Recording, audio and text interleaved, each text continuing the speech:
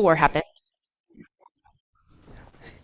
And then Galveston, Texas was the last place where after the Civil War finished, where the Union Army went in and freed the slaves. And it happened on June 19th, 1865. Yes, so almost 3 years later after the Emancipation Proclamation, this is the day that slavery officially fell in the U.S.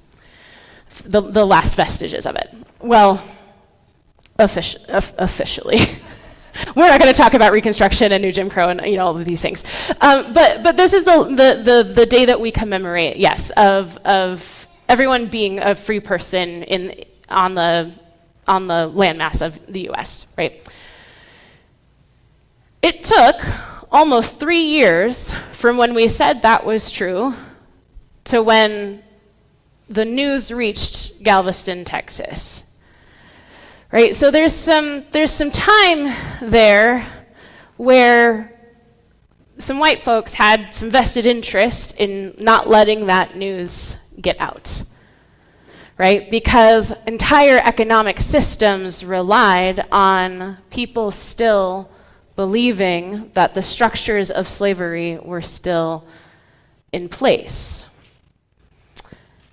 Some of my friends in the Black community refer to Juneteenth as Liberation Day.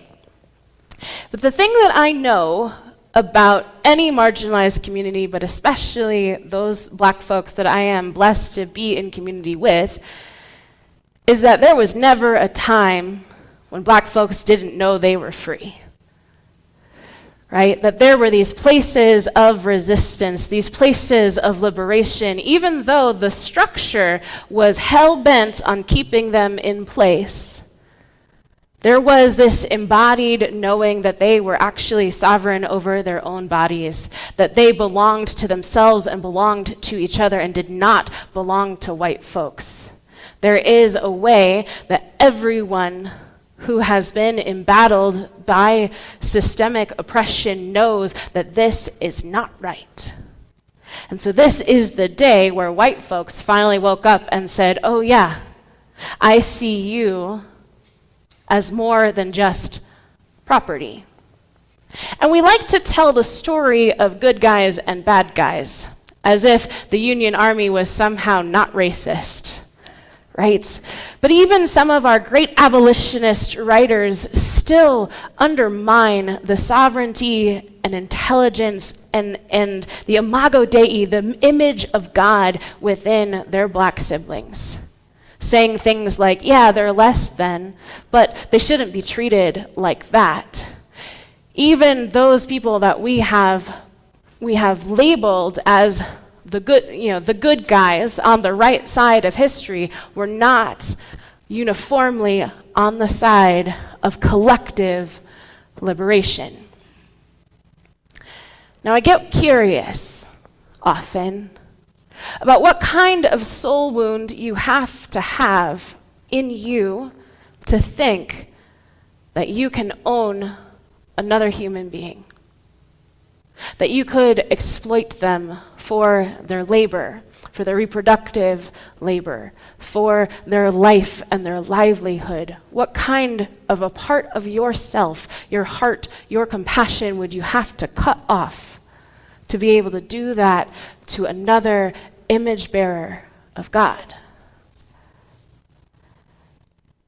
One of the things that I do is I hold space for specifically white men to ask dumb questions, right? That in the work of liberation, there's lots that we don't know because us white folks, we have had the truth deliberately hidden from us in a lot of ways. There's a reason we don't actually know what Juneteenth is, right? That it shows up on our Google calendars, didn't this year, but it did last year, right? For a brief moment, and then maybe we have to come into relationship with this history, but we don't actually know it. We don't talk about slavery as white history and not only Black history.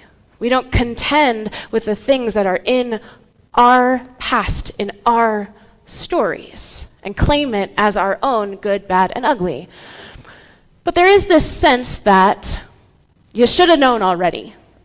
But we don't know what we don't know, right? So there needs to be safe places for us to ask dumb questions. And I had such a safe place held for me as I was trying to figure out my place in the work of liberation, and it is a joy to hold that space for people who just don't have the kinds of information because it has been systemically hidden from them, not taught in schools, hard to find, suppressed in our Google searches, all of it. It's hard to get the real story, and not just that story of American exceptionalism, that story where we have no tarnished history.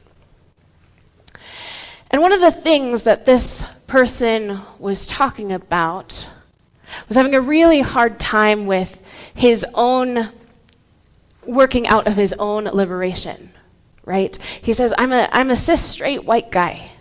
What do I have to be freed from?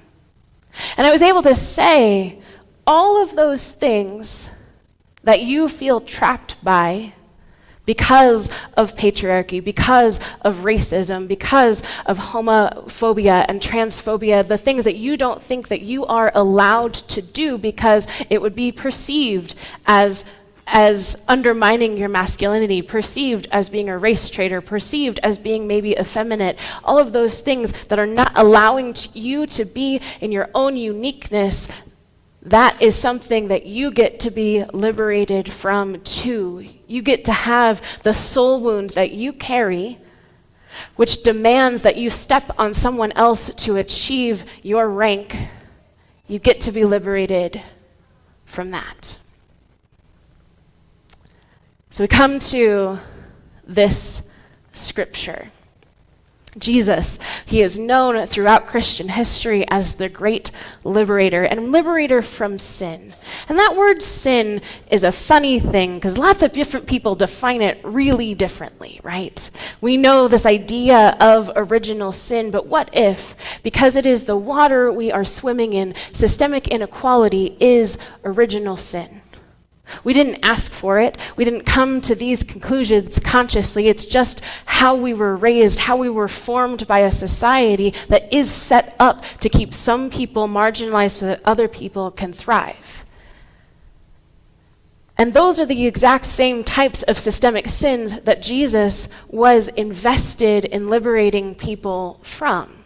Throughout his entire ministry, he went to the most marginalized people and he said, you hold wisdom. You know that this system that is stacked against you is not all there can be. You have figured out how to create pockets of God's kingdom, the realm of God in your midst. It is nearer to you because you have had to survive. In the face of extreme systemic impoverization, of redlining, Black neighborhoods have come together to create community where everyone looks out for everyone else. Even in the face of over-policing, there is sharing of resources, because if I've got $5 but your electricity is about to get shut off, my $5 belongs to you. There is a knowledge of that in a lot of Black communities, similar to the ones that in queer community. We take care of each other when no one will take care of us. We are good at that. We know that we have been abandoned by the system, but the gospel is the antidote to systemic abandonment, saying we are better together. And that is what Jesus preached to every person he came into contact with. You do not deserve the burdens that this system is placing on you. You deserve better than this. I see you as a person when so many other people don't. And there are people who hold soul wounds, who come to Jesus too, and they say, hey, can I get in on that? It seems really cool over here. It seems more free over here. I want to be part of that, but I don't know how to leave the system that gives me power. Nicodemus, who comes under cover of night, coming to be in conversation with Jesus, to ask the hard questions. He was a teacher. He held a lot of power. And he came to Jesus and said, I actually have more questions than answers. Is there something I can do to live this free? And Jesus said, you have to be born again. You have to be rebirthed into someone who is not playing by the same rules as everyone else. You have to leave that identity and become someone new, become more fully yourself. Zacchaeus, same thing. We know him as the wee little man on top of the tree, right? But he was a tax collector who was extorting people, who skimmed a lot of it off the top as people were paying their taxes to make himself wealthy. But he came into contact with Jesus, and after that conversation, he gave everything back with interest to those he had stolen from. We are asked to not only divest ourselves from the systems that benefit us, but to come into relationship. Zacchaeus hosted everyone at his table, flattening the hierarchy and being amidst those he had previously exploited. So here in this story, Jesus is empowering the disciples to go out, to take that gospel of liberation, to say, you have been abandoned by the system, but if we don't abandon each other, God is here with us. And he's saying, it's going to be hard. You're not going to be super popular. There's going to be tension when you tell the truth, that this system runs on blood. There are going to be people who have a vested interest in keeping the system both as invisible as it is and running the way that it's running. But your job is to say no. People matter more. Your job is to leave your families. We all know, we probably all got them, the family members we don't want to talk to about anything going on, right? Because there's fear of the tension, right? There's fear that we might lose our space with them if we tell the truth. And yet, if the point of freedom is to free someone else, we have to start with freeing ourselves to tell the truth in those settings. We can tell the truth in love, and that is that we know that wise as serpents and innocent as doves, right? That we can come full-heartedly yet still to those relationships, and yet we hold on to the truth that there is a wisdom that marginalized people have. That liberation is not only possible, but the realm of God is here now, and we can be a part of it. That the soul wound can be healed. It's up to us to join in that work.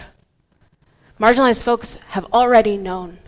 We can learn from them. Those of you who went to Pride last weekend, got to witness what full-bodied liberation looks like. And just a few days later, there was a Juneteenth festival, which was a different kind of liberation, but not dissimilar.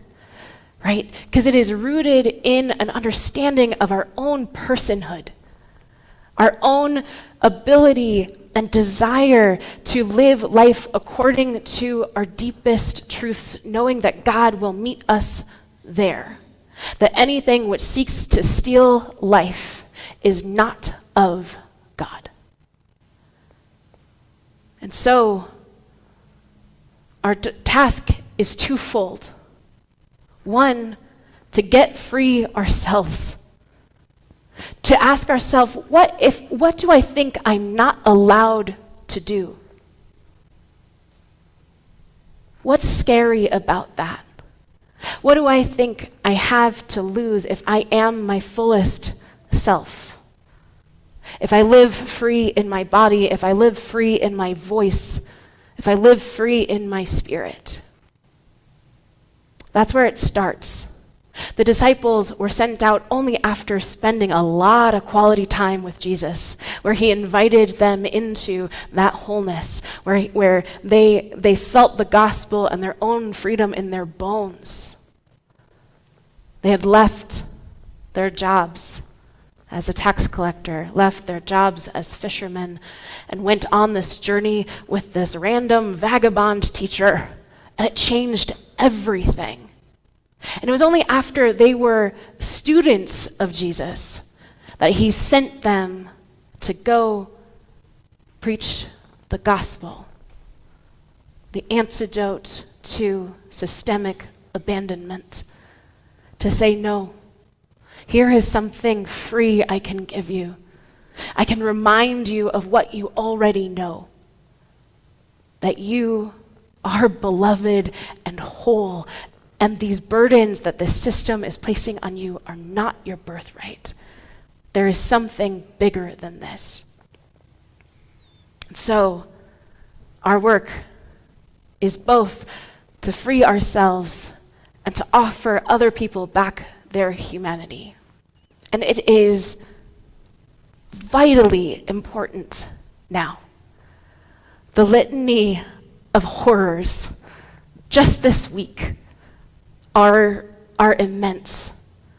We have attacks on our trans siblings, especially our trans youth, and with the Supreme Court case in Tennessee, where bans on trans healthcare were upheld by the Supreme Court.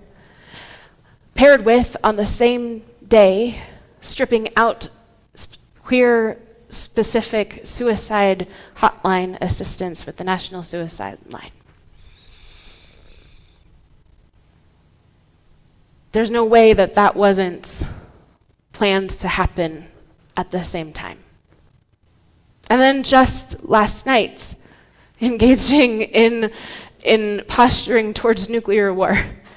Like, what are we supposed to do with 10 years of history happening every week? It moves really fast. This last weekend, there were several of us who went to the Rocky Mountain Conference annual celebration, a conference of clergy and lay people of our 3-state area as a denomination. And on Saturday morning, the plenary speaker spent about an hour and 15 minutes just laying out all the horrors. I've never been more anxious in a lecture in my life. And yet, she offered paths forward. They aren't big, necessarily, but they are possibility. And they are rooted in us understanding our own liberation and understanding our own identity and our own relationship with God in this moment. Being who we are called to be. Bringing that gospel out into the world. Getting ourselves free and someone else free. Protecting this enclave, this island of sanity, as Margaret Wheatley calls it, where we get to remember that is not the only story, and we get to feel in our bodies what a different story can be. It's a small hope to hang on to, and yet it is the only path forward I see, where we nurture and foster each other, where we remind each other of our own identity in God and identity in community, our own liberation, so that we can take that out of these doors and get someone else free. It's necessary in this time. Amen.